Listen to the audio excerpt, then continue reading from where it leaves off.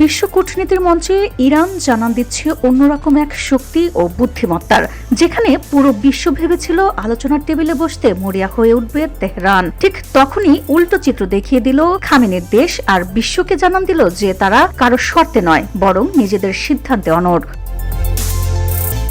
পাকিস্তানের রাজধানী ইসলামাবাদে যখন মার্কিন প্রতিনিধি দল পৌঁছানোর প্রস্তুতি নিচ্ছিল, ঠিক তার আগ মুহূর্তেই নাটকীয়ভাবে শহর ছাড়েন ইরানের পররাষ্ট্রমন্ত্রী আব্বাস আরাগচি। যেন হোয়াইট হাউসের দাবার চাল মুহূর্তে উল্টে গেল।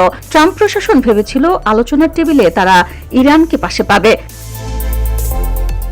ইরান স্পষ্ট বুঝিয়ে দিল মধ্যস্থতাকারী হিসেবে পাকিস্তানকে তারা ব্যবহার করলেও যুক্তরাষ্ট্রের সাথে মুখোমুখি হওয়ার কোনো আগ্রহ নেই তাদের। সফর শেষে ওমান পৌঁছে আরাগচি দিলেন আরো কঠোর বার্তা। তিনি প্রশ্ন তোলেন, যুক্তরাষ্ট্র কি আসলেই কূটনীতিতে আন্তরিক? এই প্রেক্ষাপটে প্রশ্ন উঠছে, মধ্যপ্রাচ্য থেকে দক্ষিণ এশিয়া ইরানের কূটনীতির চাপ কি যুক্তরাষ্ট্রকে চাপে ফেলেছে? ট্রাম্প প্রশাসনের এই অবস্থান দুর্বলতা নাকি নতুন কৌশল? গোটা বিশ্ব তাকিয়ে ইরানের এই শক্ত অবস্থান কি শেষ পর্যন্ত যুক্তরাষ্ট্রকে পিছু হটতে বাধ্য করবে? VOD Bangla news desk.